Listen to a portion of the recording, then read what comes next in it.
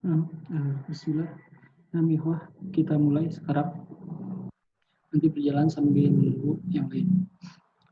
Bismillah, alhamdulillah, wassalatu wassalam ala rasulillah wa ala alihi wa ashabihi wa man walah. Amma ba'd. Ikhwani rahimani wa rahimakumullah. Alhamdulillah, pada malam ini kita bisa melanjutkan kembali pelajaran nahwu kilat. Nah, sebelumnya untuk suara anak jelas atau ada putus-putus?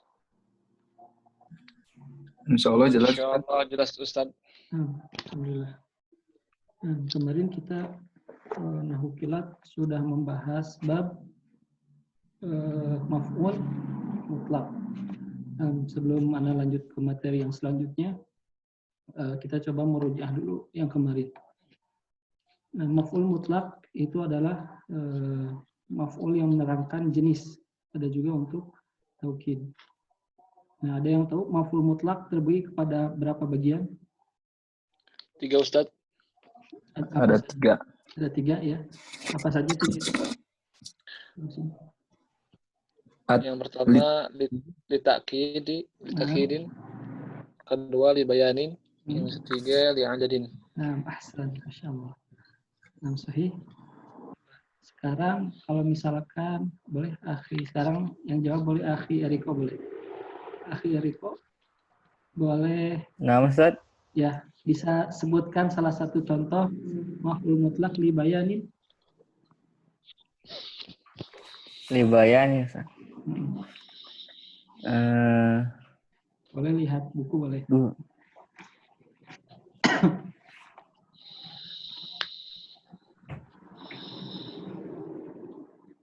Terus, libayan untuk menerangkan jenis pekerjaannya. Jalasa Faridun julusa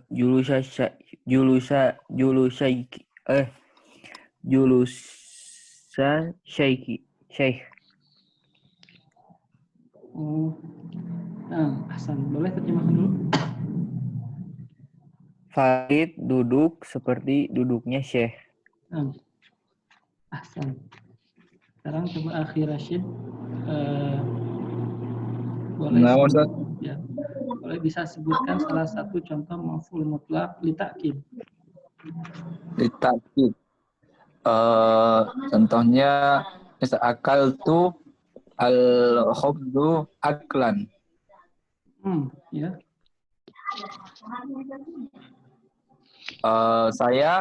Aku memakan roti. Aku benar-benar memakan roti. Aku benar-benar memakan roti. Ahsan. Sekarang akhi Rafli boleh sebutkan contoh untuk li'adad. Li'adad. Contohnya misalnya darabat Fatimatu as-sariqa darbatan. As-sariqa darbatan. Terjemahkan. Aisyah memukul pencuri 1 kali. 1 kali pukulan. Nah, mana akhi Jaisa. Nah, sekarang kita mau membahas maf'ul fih atau dzaraf di nahwu kilat halaman 157. Boleh dilihat dulu. Untuk akhi Jaisa, suara Ana jelas? Ada suara? Jelas, Ustaz. Alhamdulillah. Halaman berapa? Halaman 157. Maf'ul fih atau dzaraf.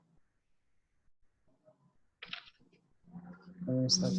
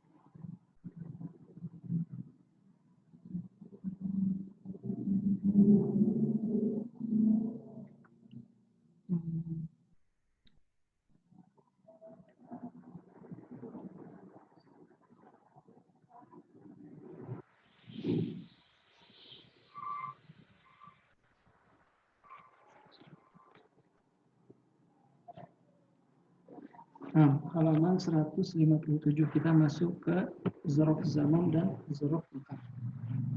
Nah, jadi secara garis besar zarf zaman dan zarf makan itu adalah kata yang menerangkan tentang waktu dan tempat. Misalkan kalau dalam bahasa Indonesia, aku pergi ke pasar sore hari. Nah, maka sore hari ini kan menerangkan tentang waktunya, tentang waktu. Itu kalau bahasa Arab disebutnya zarf. Itu zarf zaman yang menunjukkan kepada waktu. Ada zarf makan, yaitu ya kata yang menunjukkan kepada, yang menerangkan tentang tempat. Misalkan aku duduk di kebun. Nah, maka di kebun ini adalah zarf, menerangkan tempat duduk kita di mana. Maka disebutnya adalah zarf, yaitu menerangkan tentang tempatnya. Nah, mana bacakan dulu di sini. Di layar sudah ada ya, gambarnya sudah ada. Bisa dilihat, Anda bacakan dulu. Zarf zaman adalah isim yang menunjukkan keterangan waktu. Nah, zarf zaman adalah isim yang menunjukkan keterangan waktu dengan menyimpan makna fi, yaitu di, yaitu atau pada.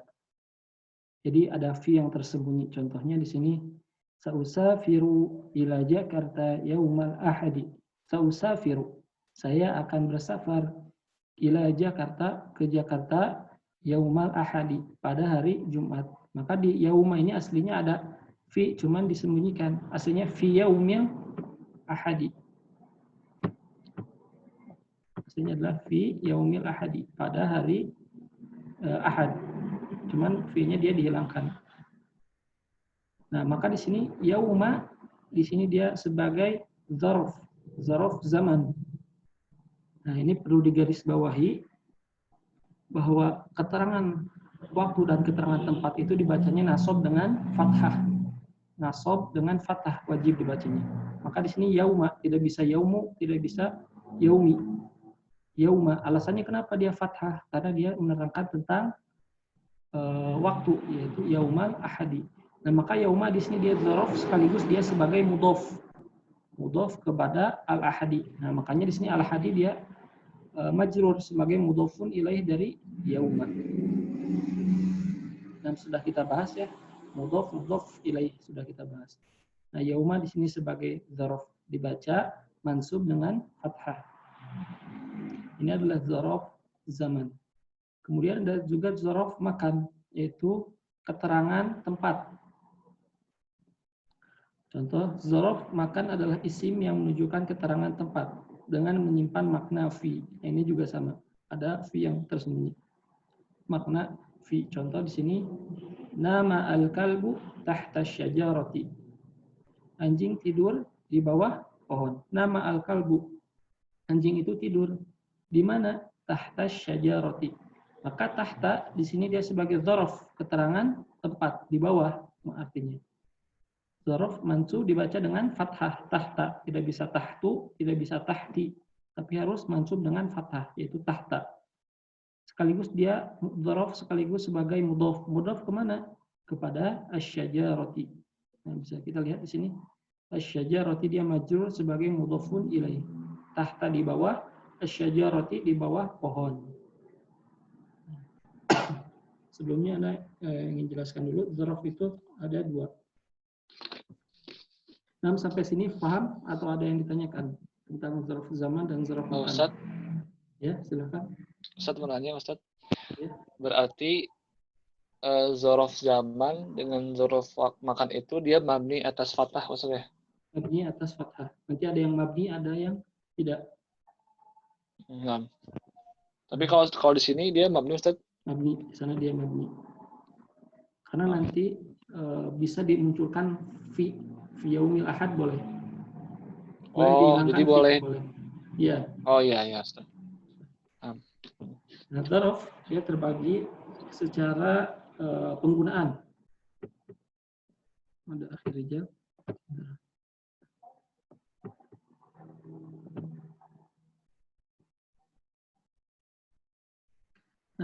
Akhir rijal bisa dilihat zarf di halaman 100. Oh, 100. 60 bukan 157 ya, 160. Zaraf itu 160 di nahwu kilat. Nah, mana bagian zaraf dari segi penggunaannya terbagi pada dua. Kalau zaraf zaman dan zaraf makan sama, jadi tempat dan waktu kan. Nah, kalau ini dia katanya bisa, terkadang lafaz itu bisa digunakan sebagai zaraf, terkadang dia sebagai mubtada.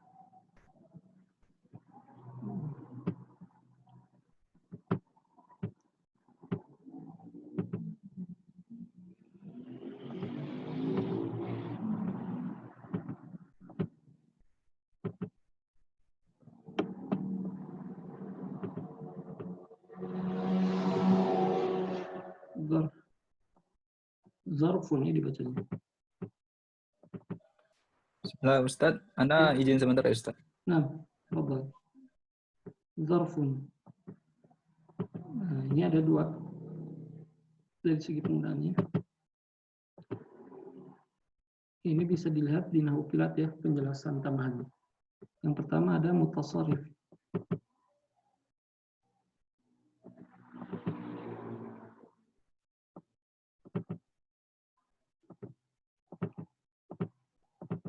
Ini tidak pakai harokat ya. Mutasarrifun. Ada yang ghaira mutasarrif, ghairu mutasarrifin.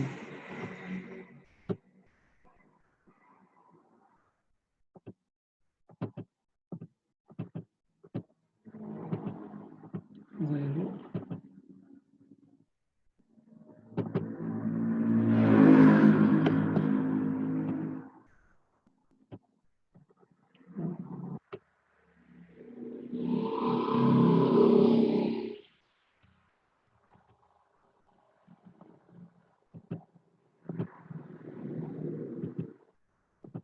ada yang mutasarrif, ada yang ghairu mutasarrif.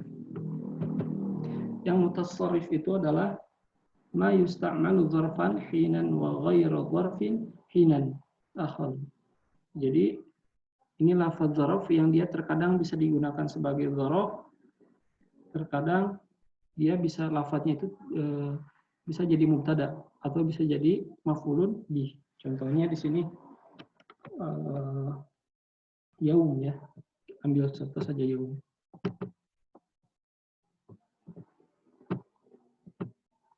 Nah, maka yaum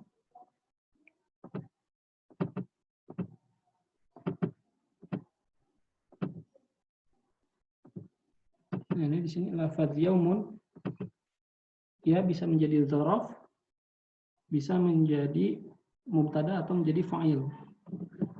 Makanya dia mutasarrif. Jadi terkadang digunakan sebagai dzaraf, sebagai keterangan waktu, terkadang dia bisa digunakan sebagai fa'il atau mubtada atau yang lainnya. Contoh misalkan dia yang digunakan sebagai dzaraf. Nah, maka di sini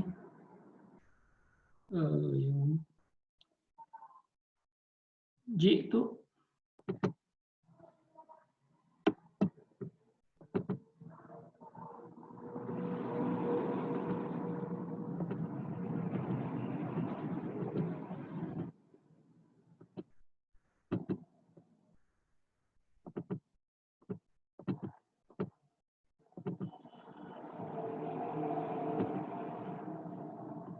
ji'tu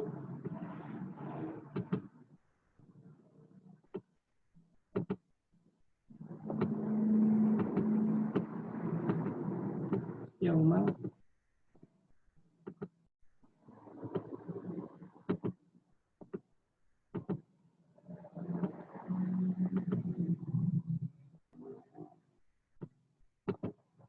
nah, maka ji'tu yauma. Yauma dia sebagai dzaraf dibaca fathah. Ji'tu yaumal ahadi. Aku pergi hari Ahad. Nah, maka di sini yauma digunakan sebagai dzaraf. Ada juga yauma terkadang dia bisa dijadikan sebagai fa'il.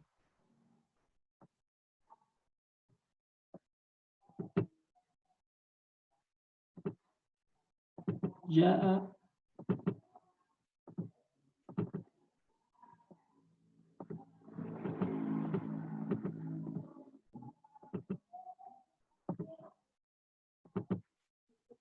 yaumul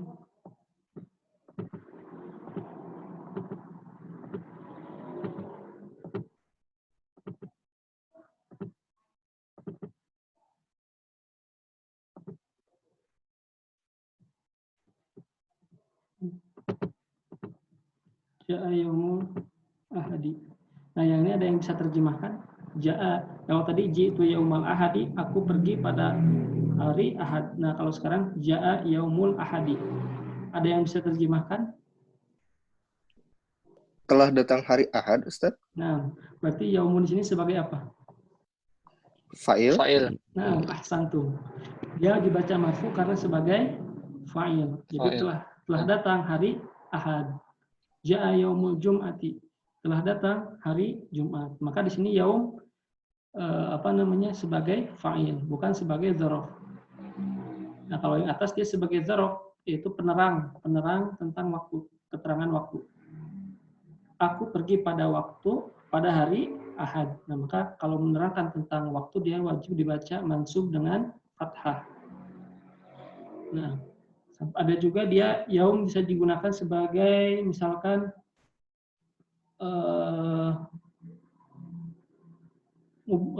mubtada.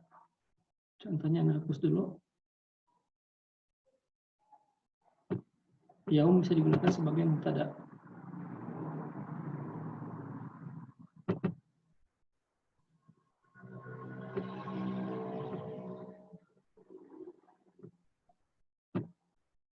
Misalkan yaumul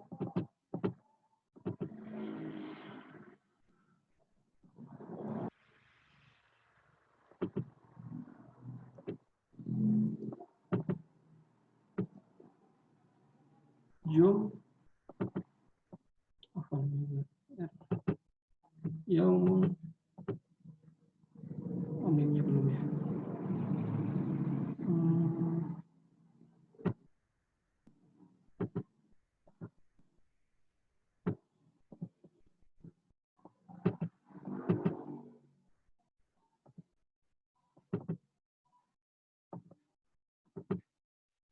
Yaumul Jum'ati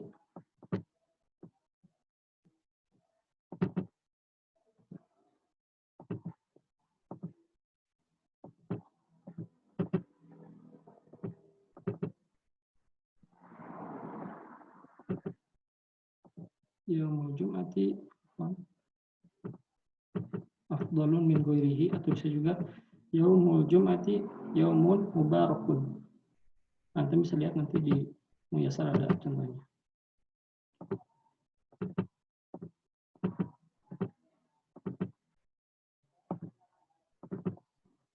Yaumun Mubarak.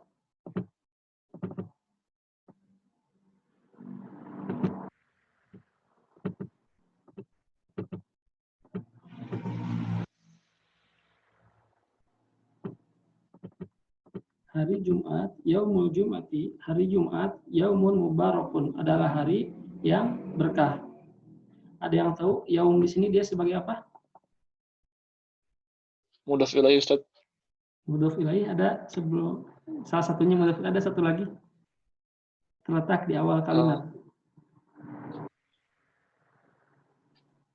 Mubtada. Iya, mudhaf. Wah, mubtada. Yaumul Jum'ati, hari Jumat. Nah, maka khobarnya Yaumun Mubarakun, adalah hari yang berkah. Nah, maka di sini Yaumun dia sebagai mubtada. Nah, misalnya dulu gimana? Bukannya mubtada itu selalu ma'rifah, Ustaz? Jadi mesti pakai al. Kira-kira ada yang tahu kenapa alasannya? Kenapa yaum dia bisa ma'rifah walaupun tanpa alif lam? Boleh ada yang tahu? Ikhwan yang lain? Rijal, boleh jawab?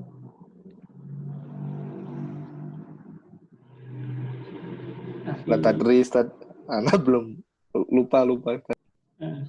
Kan mubtada dia harus ma'rifah ya. Coba ada yang bisa jawab. Akhi Eriko bisa jawab? Oh, Ustaz, karena sudah diidofahkan dengan Jum'ah, bukan Ustaz? Jadi Yaumul Jum'ati. Nah, ahsan. Masya Allah.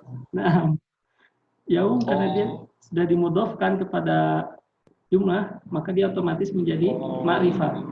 Nah, mafhum? Berarti al-jum'ati itu dia sebagai khobar Ustaz kalau misalnya kalau yaum itu sebagai mubtada. Tapi kalau misalnya secara ini mah dia idhofah kan? Nah, kalau ini ya yaumul jum'ati, yaum sebagai mubtada sekaligus mudhof, al-jum'ati mudhofun ilaih. Adapun khobarnya adalah Oh, iya. yaumun. Kalau kita katakan hari Jumat itu apa? Kabarnya kan belum ada ya. Hari Jumat kita katakan kan belum jelas. Ya hari Jumat itu bagaimana? Maka kita kasihkan kabarnya. Hari Jumat adalah hari yang berkah. Maka hari yang berkah dia sebagai khobar terhadap hari Jumat. Nah, mafhum? Insyaallah. Nah, mafhum Ustaz, masyaallah. Syukran. Jadi ini pengertian dari dzaraf yang mutasarrif. Jadi dia terkadang bisa digunakan sebagai dzaraf, terkadang tidak digunakan sebagai dzaraf. Terus bagaimana cara membedakannya? Kita lihat dari konteks kalimatnya. Dari konteks kalimatnya. Nah, sekarang ada juga yang ghairu mutasarrifin, yaitu kalimat-kalimat yang khusus dia sebagai hal, tidak bisa digunakan sebagai fa'il, tidak bisa digunakan sebagai mubtada atau naibul fa'il atau yang lainnya. Jadi dia lafaz ini khusus untuk dzaraf saja. Yaitu ada 3 kalau sini. Sebenarnya ada banyak, cuman kita terangkan dulu 3. Itu ini boleh ditulis. Nah, tidak usah kasih harokat ya. Qabla, ada juga ba'da, ada ba'da. Ini bisa disebut lagi. Ada 3. Ingda di samping.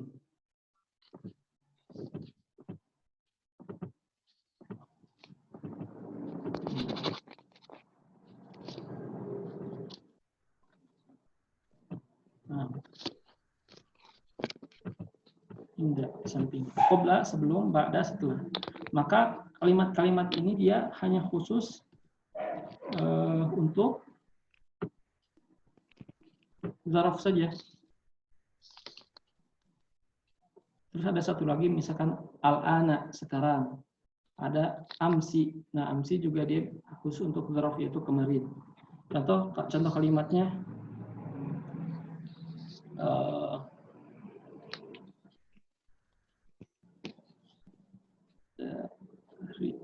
shallaitu ba'da zuhri.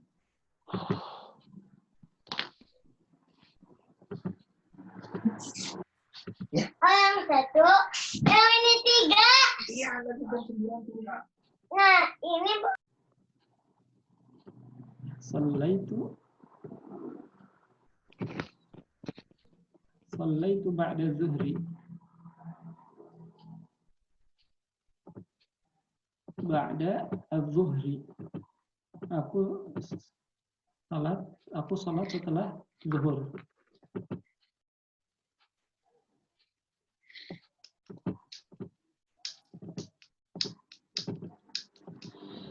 Shallaitu ba'da zuhri. Maka di sini ba'da dia sebagai dzaraf. Dan dia khusus, tidak bisa jadi mubtada, misalkan ba'du afdalun, tidak bisa. Nah, ba'da ini khusus untuk dzaraf. Kemudian qabla. Ada juga ingda. Kalau qabla dan ba'da dia adalah dzaraf zaman, adapun ingda dia adalah dzaraf makan yang menerangkan tentang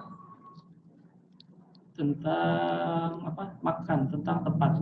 Misalkan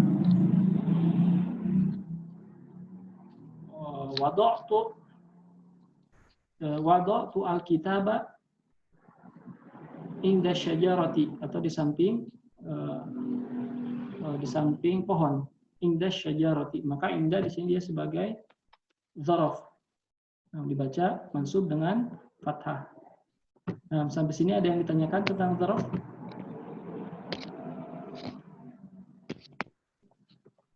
Dan jika tidak ada, Ustaz, berarti kalau yang ghairu mutasarrif itu berarti dia tidak bisa mudhof ilaih ya, cuman sebatas hal. Nah, tidak bisa. Bisa kalau itu apa namanya?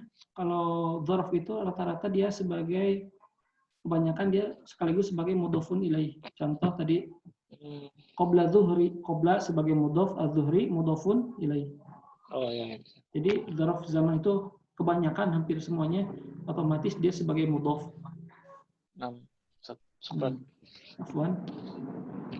Nah, Pak Andri boleh dilihat maf'ul fi zarf halaman 160 di Nahwu Kilat. Nah,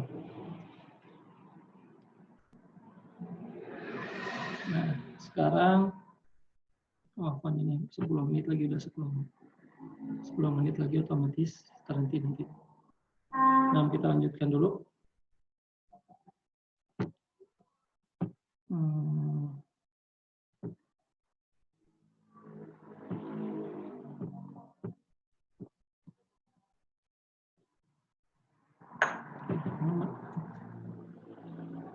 Nah, ini kita bahas sekarang zarf zaman.